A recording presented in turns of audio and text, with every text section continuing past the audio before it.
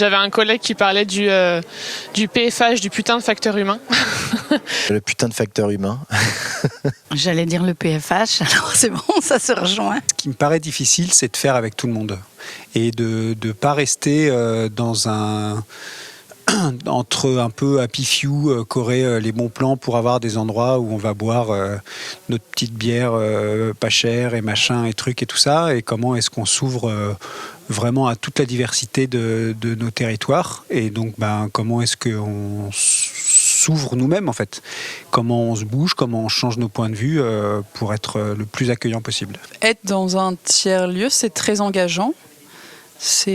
Et du coup, ça implique de aussi, c'est ta vie professionnelle, mais c'est aussi complètement lié à ta vie privée à côté. Il y a une hybridation vraiment très forte et en même temps une adéquation entre les choses dans lesquelles tu crois et le sens que tu as envie de donner à ton travail. C'est très opérationnel. Tu peux le faire en tout cas quand tu coordonnes un lieu avec les autres. Et dans les difficultés...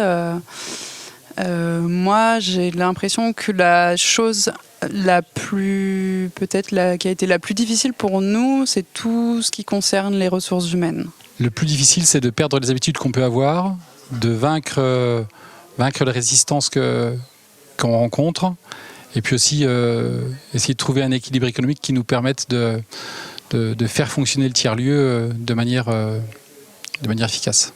Je pense que le plus compliqué, c'est les relations humaines à l'intérieur du tiers-lieu. C'est ce qui échappe, c'est ce qui est le moins maîtrisable et souvent ce qui fait que la mayonnaise, elle prend et qu'il y a de l'enthousiasme, mais aussi qu'elle déprend et qu'il y a du conflit et de la rupture et de l'échec. Des fois, un manque peut-être de rigueur en fait dans les rapports entre les gens, qui fait que on vient pas cadrer des choses qui sont problématiques, des comportements problématiques, des positionnements problématiques, et en masquant un peu le tout avec de la bienveillance et ce genre de choses, des fois on oublie qu'en fait il y a des choses qui sont pas acceptables ou qui en tout cas empêchent d'avancer, et on vient mettre des gros cailloux dans les chaussures de projet qui auraient été très très chouettes sinon.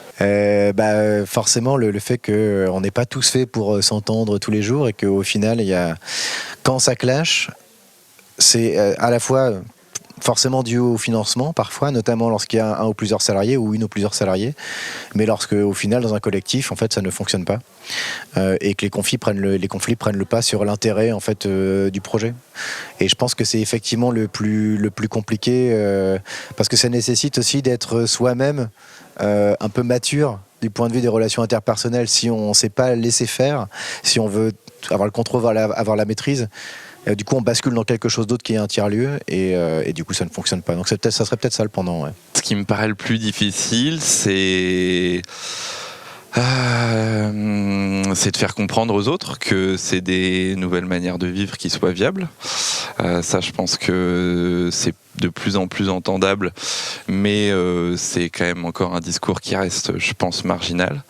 Et puis ce qui est difficile, mais je dirais plutôt challengeant, c'est de faire ça tous ensemble, de faire commun, de se rencontrer avec des gens avec qui on n'avait pas forcément vocation à se rencontrer, et de se dire qu'on crée ensemble un projet collectif, dans lequel on essaye de tous se retrouver.